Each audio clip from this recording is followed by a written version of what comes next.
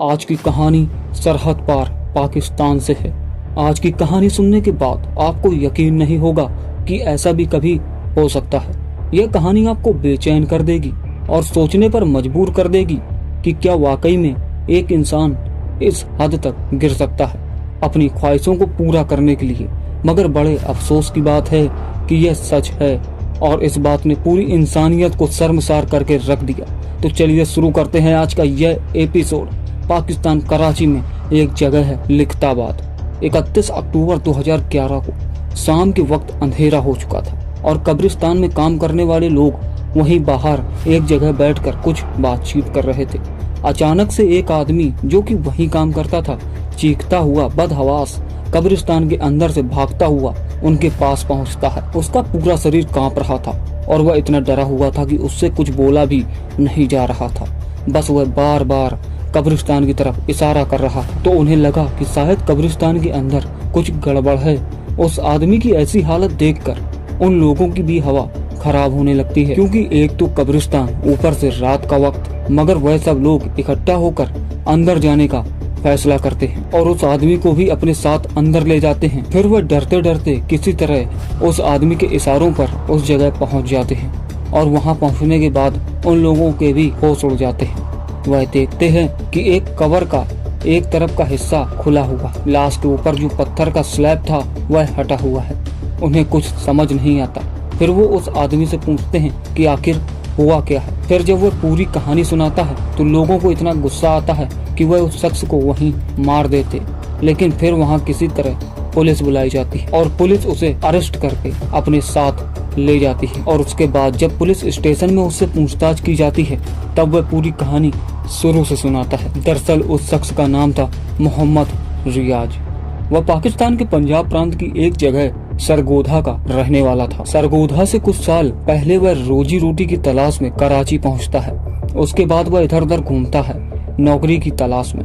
कभी कहीं छोटा मोटा काम कर लेता तो कभी कहीं मजदूरी का काम कर लेता था, पर कोई टिकाऊ नौकरी उसे नहीं मिल रही थी। उसके बाद वह कुछ दिन ऐसे ही गुजारता है। इस दौरान वजीरा नाम के एक शख्स से उसकी दोस्ती होती है। वजीरा वहीं लियाकताबाद में एक कब्रिस्तान की खुदाई और कब्र पर पानी डालने का काम करता था। तो वजीरा से मिलने के बाद रियाज उसे अपनी परेशानियों के बारे में बताता है। तो वजीरा उसे अपने साथ कब्रिस्तान में ही काम दिलवा देता है।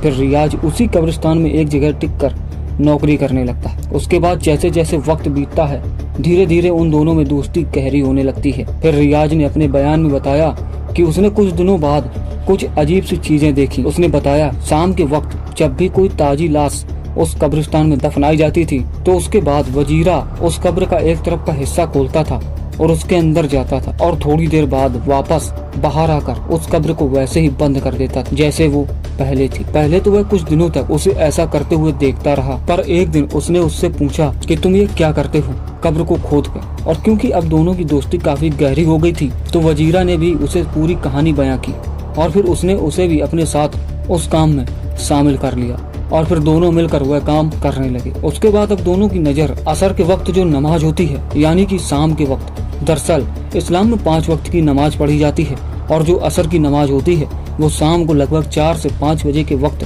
पढ़ी जाती है। तो दोनों लोग रोज असर की नमाज का इंतजार करते थे और उस वक्त जो भी लाश कब्रिस्तान में दफनाने के लिए आती थी दोनों उस पर नजर रखते थे। फिर दोनों उस लाश की पहचान करने की कोशिश करते थे कि यह लाश मर्द की है या किसी औरत या लड़की की है। पर लाश की पहचान करने के लिए उन्हें ज्यादा मेहनत नहीं लगती थी, क्योंकि मुस्लिम रीति रिवाज के हिसाब से अगर वह किसी महिला की लाश है तो उस कब्र पर एक चादर डाली जाती है और वह चादर एक निशानी होती थी कि यह लाश किसी महिला या किसी लड़की की है।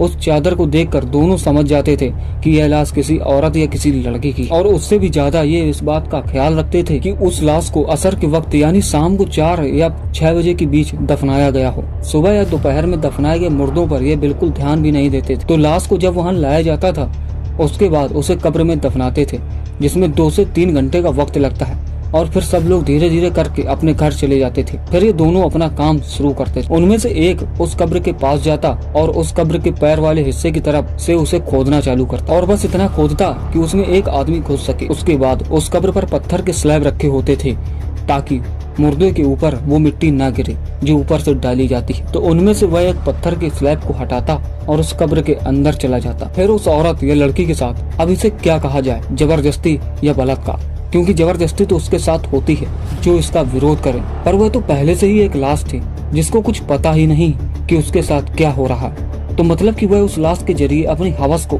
शांत करता था, उस लाश का रेप करता था। उसके बाद जब वह कुछ देर के बाद बाहर आता तो दूसरा उस कब्र में जाता और उस घिनौने काम को अंजाम देता। और ऐसा वह हर उस लाश के साथ करते जो शाम के वक्त दफना गई हो। और शाम का वक्त वो इसलिए चुनते थे ताकि उन्हें एकदम ताजी लाश मिले। और सुबह या दोपहर को वह यह काम इसलिए भी नहीं कर सकते थे क्योंकि वहाँ और लोग भी काम करते थे, इसलिए वो शाम के वक्त दफनाई गई लाश के साथ ऐसा करते थे जिसे दफनाने में अंधेरा हो जाता था। और उस अंधेरे का फायदा उठाकर और ये दोनों उस घिनौने काम को अंजाम देते थे। कुछ समय बाद बजीरा की मौत हो जाती है क्योंकि वह काफी नशा करता था और ड्रग्स वगैरह भी लेता था, मगर रियाज को उससे कोई फर्क नहीं पड़ता। वह अपना यह सिलसिला जारी रखता है और अब अकेले ही वह इस काम को करता रहता है। बात 31 अक्टूबर 2011 की है। शाम असर के वक्त एक मुर्दा लड़की को दफनाया जाता है और उस लाश पर भी रियाज की नजर थी। 2 से 3 घंटे बाद जब सारे रिश्तेदार उस लाश को दफनाकर और उसके लिए दुआएं पढ़कर वापस चले जाते हैं, तब रियाज उस कब्र के पास पहुंचता है और वह वैसे ही हमेशा की तरह उसे एक तरफ से खोलता है और उसका एक स्लैब हटाकर उसके अंदर चला जाता है। उसने अपने बयान में बताया कि जब वह उस कब्र के अंदर गया और जब वह उस मुर्दा लाश को अपनी हवस का शिकार बना रहा था तो उस दौरान अचानक से उसकी नजर उस लड़की के चेहरे पर पड़ती है। दरअसल उस लाश के ऊपर जो चादर डाली गई थी वह उसके चेहरे से हटी हुई थी और अक्सर ऐसा हो जाता है।